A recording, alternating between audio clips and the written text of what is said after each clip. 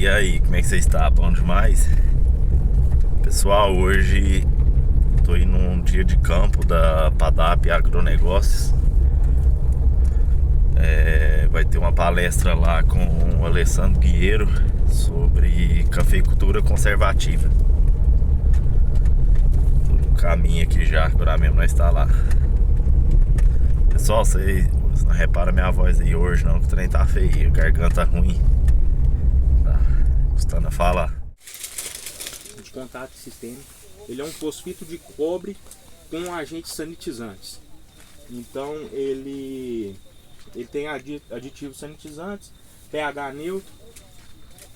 Vantagens desse produto: a gente pode aplicar eles, entrar com ele em todas as aplicações para fungicida. Aqui em Campos Altos, algumas áreas a gente tem particularidade. Eu acho que lá no Serim deve ser um dos locais que é bem alto, né? Assim, questão de bactéria, então ele combate também. Ele tem ação fúngica e bactericida. Então ele tem 4 modos de ações. Ele é um indutor de resistência nas plantas. Como eu disse, ação bactericida e fúngica. Ele faz asepsia, então no pós-colheita também, depois de um dano aí de colheita, também é um bom produto para estar colocando aí, substituindo talvez aí o hidróxido de cobre, que a gente costuma usar muito aqui na região, tá?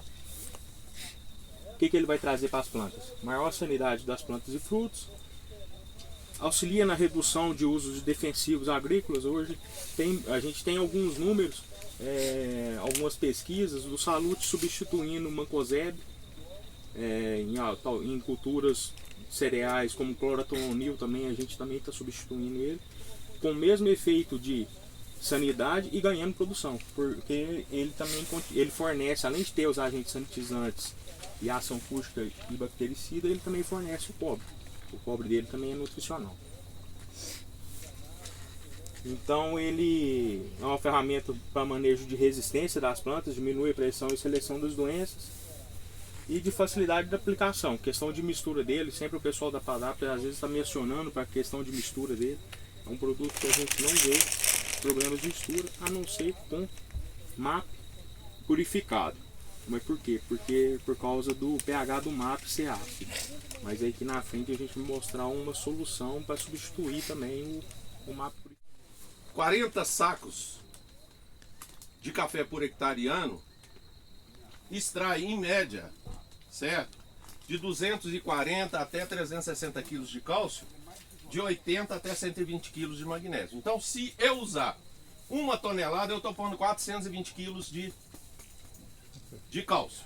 E eu estou pondo 180 quilos de magnésio. Então, eu estou colocando o que foi extraído e fazendo uma reserva. Esse material ele é cadastrado como fertilizante, ok? Porém, o óxido, quando em contato com a água, ele vira hidróxido, que é isso aqui, certo? E quando ele vira hidróxido, ele tem a capacidade de ser um corretivo de solo com PRNT ou PN, poder de neutralização, balizado em 180%. O calcário está balizado aí na faixa de 80%. Por isso, se ele é concentrado, se ele é solúvel, nota os senhores, e esse aqui é um granulado. É o mesmo produto, eu tenho ele na forma farelado e na forma micropulverizada. Granulado é para lavoura de cereais, para você jogar em área aberta com taxa variável, não ter presença de pó. O farelado é para jogar no café, você tem melhor superfície de contato, você tem o efeito cortina da própria lavoura. Se tiver contato com a planta, não tem problema nenhum. Nota os senhores que existe essa solubilidade aí. Pode passar aí, por favor. Ok? Então, ele tem esse poder de neutralização a partir do momento que ele tem um contato com a água. Muito grande, você falava muito de antideriva, né? Plantação antideriva, depois foi evoluindo, começou a se preocupar muito com espalhamento. E hoje tem muitos dados que vai avaliar e caracterizar um adjuvante, né?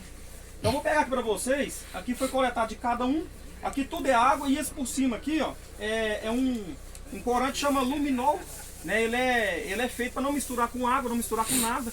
né? E o mancozeb perto dele fica um menininho pequeno, né? De questão de mistura. Então nós vamos colocar ele só para nós simular, né? E ver qual que é a capacidade desse adjuvante ou de qualquer um do mercado, se vocês quiserem a gente fazer uma visita e conversar o adjuvante que vocês têm na fazenda, esse teste a gente também faz. Então qual que é a capacidade do adjuvante em emulsificar a calda, né?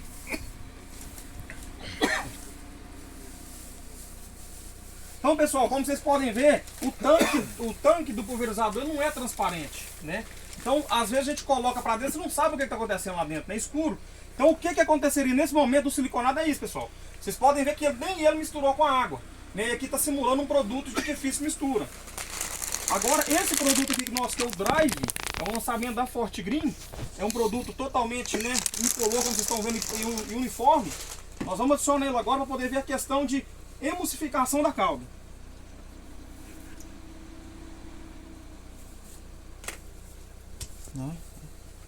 E aqui, pessoal, eu deixei só de contraprova, é água pura, não vou colocar nada pra vocês verem que eu não misturo, né, para ter um comparativo. Pessoal, aqui simulando, tá, o agitador do tanque desligado. Então hoje com o Drive, né, com o agitador desligado, eu coloquei até um pouco mais do luminol de cá.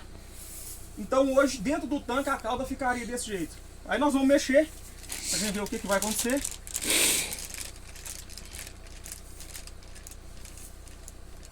Então totalmente homogêneo, né? Vamos pro concorrente. Pessoal, o que é o problema disso aqui? O que é o problema disso aqui? Se fosse um produto, se fosse um fungicida, um herbicida, qualquer coisa, estaria totalmente pregado nas paredes do tanque.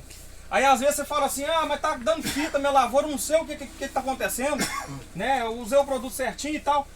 Porque na próxima aplicação esse aqui entra para calda e talvez não pode aplicar em determinada cultura, é onde começa a aparecer as fitas. E quando vocês pegam o Drive, pessoal, tá aqui, ó, 100% homogêneo, sem nada no fundo, ó.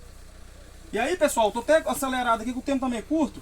Quando a gente vai para a questão de espalhamento, eu vou colocar aqui para vocês verem só uma questão do espalhamento do produto.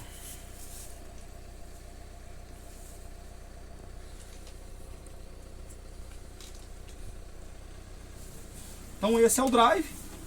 E eu vou pegar aqui agora um pouquinho do concorrente. O siliconado, né?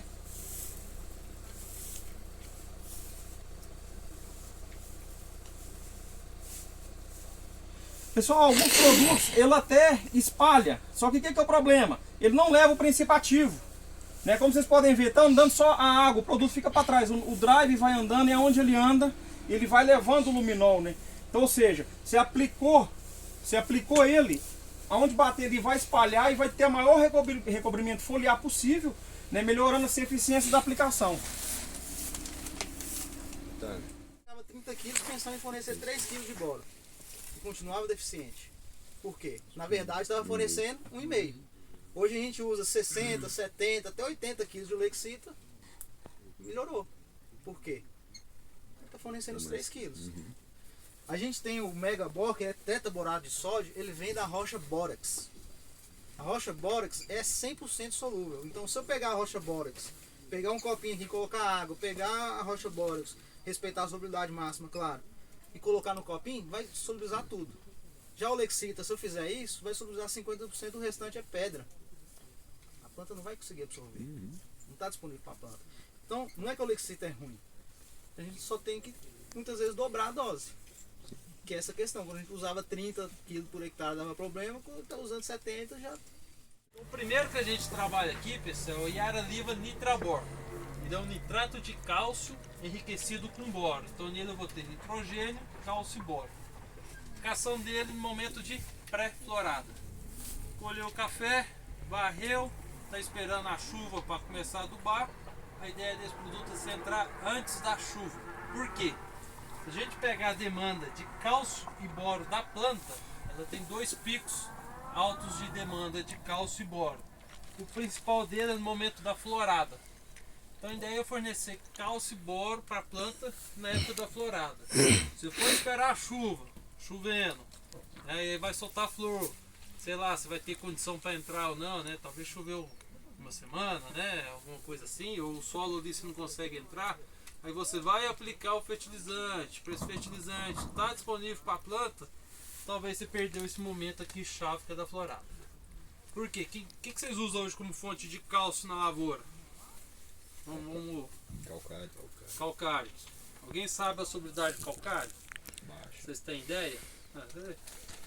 Aquele dia lá não vale, né? Você já viu, né? Eu dissolver 1 kg de calcário precisa de 65 mil litros de água. Para vocês terem ideia, 1 litro de água eu consigo dissolver 1 kg de nitrabor. Então, um produto assim prontamente disponível para a planta. Apliquei ele antes da chuva. Apliquei antes da chuva, a planta vai absorver? Não vai, né? Não tem água. Você já ouviu falar que a planta ela não come, ela bebe, né? Na palestra lá ela não bebe, ela absorve, né? Vamos mudar até o conceito também, né? Vamos evoluindo. Então, se eu preciso ter esse produto no meu solo, se eu for esperar chover, aplicar uma fonte que não está disponível, até essa fonte estabilizar para a planta absorver, eu perdi esse pico. Dando um passo atrás e não um adiante. Foi aí que eu me coloquei para estar levando um conceito, que a Embrapa já fala disso há 3 décadas pelo menos, que é a agricultura conservacionista. Inúmeros trabalhos publicados de inúmeros autores. E aí fiz uma adaptação para a cafeicultura. O seu solo. Ele está vivo, ele está ativo, ele tem sinal de vida, ele tem traços de vida. Ou ele está doente, está inativo. É assim que tudo começa.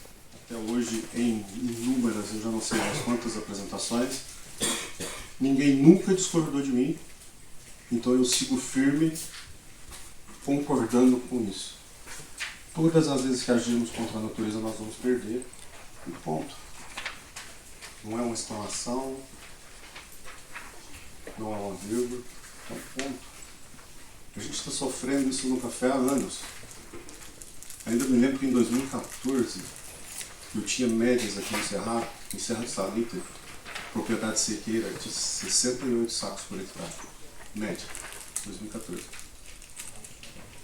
E de repente isso começou a cair. 55, 50, 45, 40. Onde nós vamos parar? Adubação ok, tudo ok, fitossanitário. Só que aí dava 20 dias de sol em janeiro, não enchia fruto. Dava 10 dias de sol na florada, não pegava florada. Acontece isso ou não? Muito na cafeicultura do Brasil. E o que está ocorrendo nesse exato momento?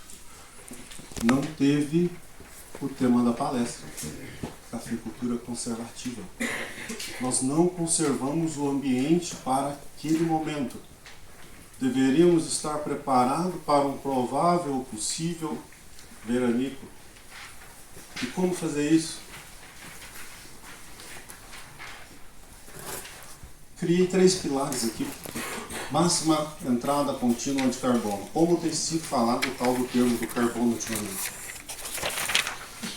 Perturbação mínima contínua do solo. Manutenção contínua da biodiversidade. Sem esses tripés, esqueçam qualquer tipo de cafeicultura de alta performance sustentável. Eu preciso ter entrada contínua de carbono no solo 12 meses por ano. Carbono é vida. As algas... Se eu não consigo colocar carbono no sistema, se eu não consigo fazer a planta ter acesso ao oxigênio, é impossível ter alta produtividade. Qual cultura que tem sido destaque depois que começaram a se atentar para esse detalhe? Cultura da soja, que saiu de 45, 50, e eu visitei áreas de 110, 120, 130, 140 sacos de soja por hectare. E aí você chega lá, abre uma trincheira e a 2 metros de profundidade tem nodulação. Tem atividade de bactérias. Se preocupam em colocar molibdênio em profundidade, se preocupam em colocar cálcio, boro. Por quê? É responsivo. E no café? Quantas aplicações de molibdênio vocês fazem por ano? Vamos lá, gente? Participa? 1, 2, 3, 4, 5. Quantas? Ninguém faz? Marcelo, você não vale, você vai falar todas. 2. A minha sugestão é colocar em todas. Faço 10 entradas, coloque nas 10. molibdênio é um dos elementos mais importantes da fisiologia vegetal, junto com o boro, na minha opinião.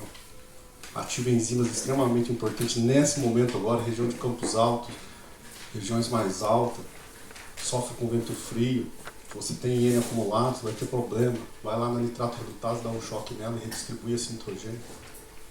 Pré-colheita, diminuir a síntese de etileno.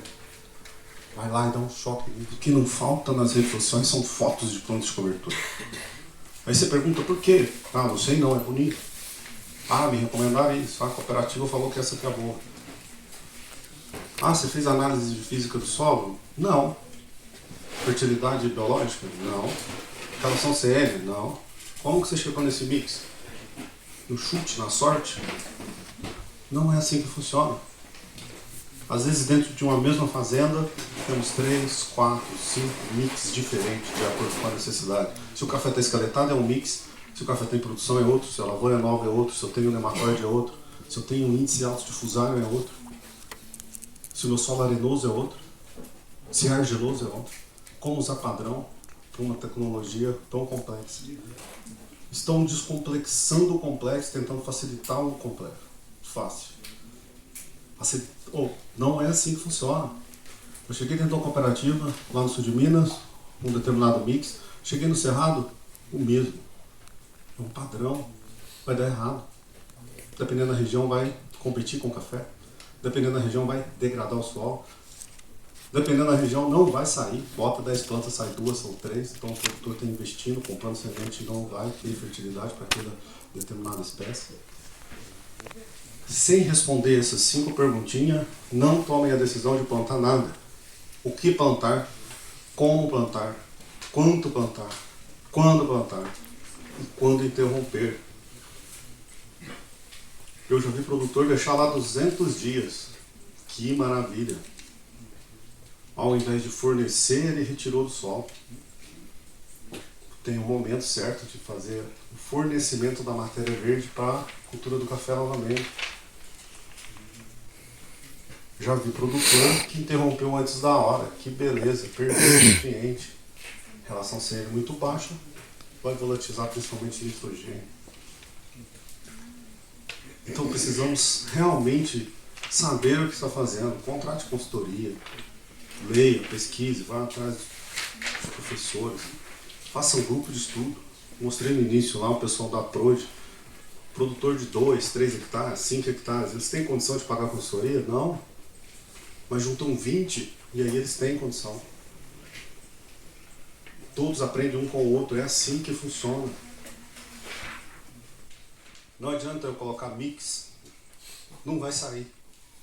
Muito compactado, muito denso.